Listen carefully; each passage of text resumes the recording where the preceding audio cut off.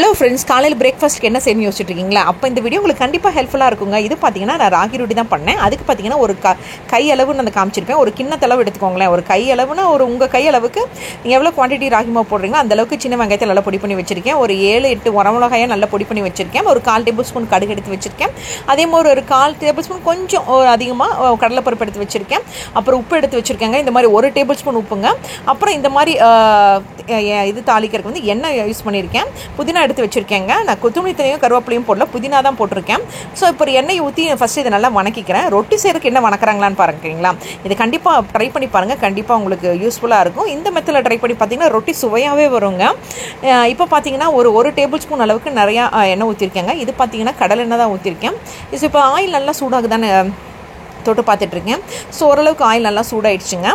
So oil நல்லா சூடானதுக்கப்புறமா இப்போ பார்த்தீங்களா நல்லா சூடானதுக்கப்புறமா நான் கடுகு போடுறேன். கடுகு போட்டதுக்கப்புறம் தான் நான் கடலைப்பருப்பு போடுறேன். கடுகு நல்லா பொரிஞ்சதுக்கப்புறம் கடலைப்பருப்பு போடுங்களேன், அப்போ தான் நல்லாயிருக்கும் சுவையும். ஸோ இப்போ இது எல்லாத்தையும் கடுகுக்கெல்லாம் நல்லா போட்டதுக்கப்புறமும் கடலைப்பருப்பையும் போட்டேன். கடலைப்பருப்பு லைட்டாக சவக்கும் போதே அடுப்பை சிம்மில் வச்சுட்டு நான் வந்து வெங்காயம் அந்த வரமிளகாயும் போட்டுடுறேன். பச்சை மிளகாயும் போடலாம், பட் வரமிளகா தான் நான் எனக்கு ஆட் பண்ணிக்கிறேன். பச்சை மிளகாய் நான் நிறைய ஆட் பண்ணுறது இல்லை. ஸோ இந்த வரமிளகாயும் போட்டு நான் நல்லா வதக்கிக்கிறேன். ஸோ இது நல்லா வதங்கினதுக்காக நான் வந்து உப்பு ஆட் பண்ணிக்கிறேன். இது பார்த்தீங்கன்னா பிங்க் சால்ட் தான் 1 டேபிள் ஸ்பூன் எடுத்து வச்சுருக்கேங்க. ஸோ நீங்கள் எந்த மாவு எடுத்துக்கிறீங்களோ, எந்த கப்பளவுக்கு மாவு எடுத்துக்கிறீங்களோ அதுக்கு தகுந்த மாதிரி உப்பு எடுத்துக்கோங்க.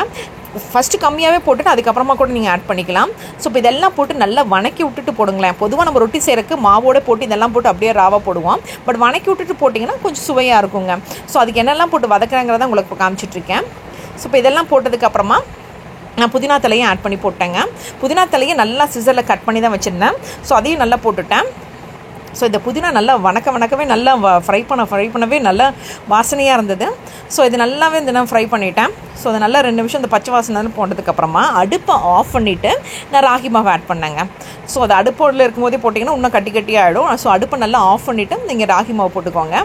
ஸோ அந்த ராகி மாவை போட்டுட்டு அந்த கரண்டிலேயே போட்டு நீங்கள் வந்து இது பண்ணுங்கள். ஸோ மறக்காமல் அடுப்பை ஆஃப் பண்ணிவிட்டு பண்ணுங்கள், இல்லைன்னா மாவு ஒரு மாதிரி கட்டி ஆகிடும். ஸோ இதை நல்லா போட்டுட்டு நல்லா மிக்ஸ் பண்ணிக்கோங்க. ஸோ ராகி மாவையும் போட்டு அந்த ஆனியன்ஸ் இதெல்லாம் வரும்போது நல்லா மிக்ஸ் பண்ணிவிட்டு அதுக்கப்புறமா தண்ணி ஊற்றி நீங்கள் மிக்ஸ் பண்ணிட்டீங்கன்னா ரெடி. ஸோ ராகி மாவு போட்டு ஒரு 2 நிமிஷம் நல்லா அதோட மிக்ஸ் பண்ணுங்கள். அந்த வெங்காயம் வரமிளகா புதினாவோட நல்லா மிக்ஸ் ஆகிருக்கணும் மாவு. அந்த கலரே லைட்டாக மாறுது பாருங்களேன், அந்த சூட்டோட கலர்னால. ஸோ இது எல்லாத்தையும் நல்லா மிக்ஸ் பண்ணதுக்கப்புறமா இப்போ நான் வந்து தண்ணி எடுத்து ஊற்ற போகிறேன். இந்த தண்ணி பார்த்தீங்கன்னா இந்த இதில் வந்து பார்த்தீங்கன்னா இந்த மீடியம் சைஸு கிளாஸில் பார்த்தீங்கன்னா ஒரு கிளாஸ் அளவு தண்ணி எடுத்து ஊற்றிருக்கேங்க. ஸோ இதை நல்லா ஊற்றி நமக்கு அந்த ரொட்டி மாவு தட்டுற அளவுக்கு பதத்துக்கு இருக்கணுங்க. ஒரு மாதிரி இலகுனமாக இருக்கணும், ரொம்ப கெட்டியாக இருக்கக்கூடாது. ஸோ அந்தளவுக்கு நான் மாவு ரெடி பண்ணி வச்சுருக்கேன். ஸோ இந்த மாவு ரெடி பண்ணி வச்சதுக்கப்புறமா லைட்டாக வந்து நம்ம யூஸ் பண்ணுற எண்ணெயை போட்டு வச்சுருக்கேன். அப்போ அது கொஞ்சம் மாவு ட்ரை ஆகாமல் இருக்கும் இல்லைங்களா. இது நீங்கள் உடனே பண்ணலாம், கொஞ்ச நேரம் ஊறணுங்கிற அவசியமெலாம் இல்லை. ஸோ இது உடனே பண்ணி நீங்கள் உடனே சாப்பிட்டிங்கன்னா சூப்பராக இருக்கும். இப்போ பாருங்களேன், மாவு நல்லா பிணைஞ்சு எண்ணெயெல்லாம் போட்டு சூப்பராக ரெடி பண்ணி வச்சுட்டேன். ஸோ இப்போது ஒரு தோசைக்கல் எடுத்து வச்சுருக்கேன், சப்பாத்திக்கல் எடுத்து வச்சுருக்கேன். ஸோ இப்போ எடுத்து நம்ம லைட்டாக தட்டி சாப்பிட்டோம்னா தட்டி சாப்பிட்டோன்னு தெரியாமல் சொல்லிட்டேன். தட்டி எடுத்து போட்டு கொஞ்ச நேரம் கழித்து திருப்பி போட்டு எடுத்திங்கன்னா உங்கள் ராகி ரொட்டி ரெடி ஆகிடும். அது எப்படி தட்டுறங்கிறது காட்டுறேன். சில பேர் இலையில் தட்டுவாங்க, சில பேர் அந்த பாலித்தீன் கவரில் தட்டுவாங்க. நான் அடுப்பை சிம்மில் வச்சுட்டு டேரெக்டாக கல்லிலே தட்டிடுவேங்க. அதுதான் உங்களுக்கு காட்டுறேன். ஸோ இது பழக்கம் இருக்கவங்களுக்கு ஈஸியாக வரும் இல்லைங்களா, அதனால தான். ஸோ இப்போ வீடியோ எடுக்க முடியல. ஸோ இப்போ இதை 2 நிமிஷம் அதான் உங்களுக்கு காமிச்சிட்டு இப்படி காமிக்கிறேன். ஸோ இப்போ பாருங்களேன், நல்லா அந்த உருண்டை பண்ணதை தண்ணி தொட்டு இந்த மாதிரி நீங்கள் நைட்டாக அப்படியே இது பண்ணிக்கலாம். உங்களுக்கு எந்த அளவுக்கு வேணுமோ அந்த அளவுக்கு பண்ணிக்கலாம். ஸோ எனக்கு வந்து இந்த அளவுக்கு போதும்னு சொல்லி அப்படியே அந்த மாவு வந்து தண்ணி தொட்டு இந்த அளவுக்கு ரெடி பண்ணிட்டேன். ஸோ அதை நான் மாவு நல்லா ரெடி பண்ணதுக்கப்புறம் ஆஸ் யூஷுவல் பார்த்தீங்கன்னா நம்ம ஊற்றுவோம் பார்த்தீங்களா தோசைக்கலாம், அதே மாதிரி இதே எண்ணெயெல்லாம் ஊற்றி நீங்கள் 2 நிமிஷம் கழித்து நல்லா இந்த இதெல்லாம் வர வரைக்கும் வெயிட் பண்ணுங்க. உடனே திருப்பிடாதீங்க. இந்த ராகி மாவு வேகிறதுக்கு கொஞ்சம் லேட் ஆகும். சரி, நடுவில் வேணால் சின்ன ஹோல் மாதிரி போட்டுக்கலாம்.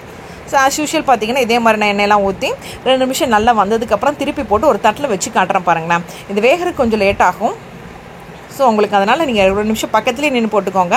ஸோ இப்போ பார்த்தீங்கன்னா ஆல்மோஸ்ட் ரெடி ஆகிடுச்சுங்க. ஸோ பக்கத்துலேயே நின்று வேகிற வரைக்கும் வெயிட் பண்ணுங்கள். ஸோ இப்போ பாருங்கள், நானும் பக்கத்துலேயே நின்று 2 பக்கம் திருப்பி போட்டு சூப்பராக ரெடி பண்ணிட்டேன். ஸோ காலையில் பிரேக்ஃபாஸ்ட்டுக்கு சூப்பரான ஹெல்த்தியான ராகி ரொட்டி ரெடி ஆகிடுச்சுங்க. ஸோ இது பார்த்தீங்கன்னா அந்த கடலைப்பருப்போடு சாப்பிடும்போது நல்லா கிறிஸ்பியாகவும் ராகி மாவு நல்லா வதக்கிட்டு போட்டனால நல்லா சாஃப்ட்டாகவும் இருந்துச்சுங்க. அந்த உள்ள இன்க்ரீடியன்ஸோடு சாப்பிடும்போது காலையில் பிரேக்ஃபாஸ்ட்டுக்கு இது கூட எந்த சட்னியும் மேட்ச் பண்ணி சாப்பிடுங்க, சூப்பராக இருக்கும். உங்கள் வீட்டில் உங்களுக்கு கொடுத்து ட்ரை பண்ணுங்கள். தேங்க்யூ.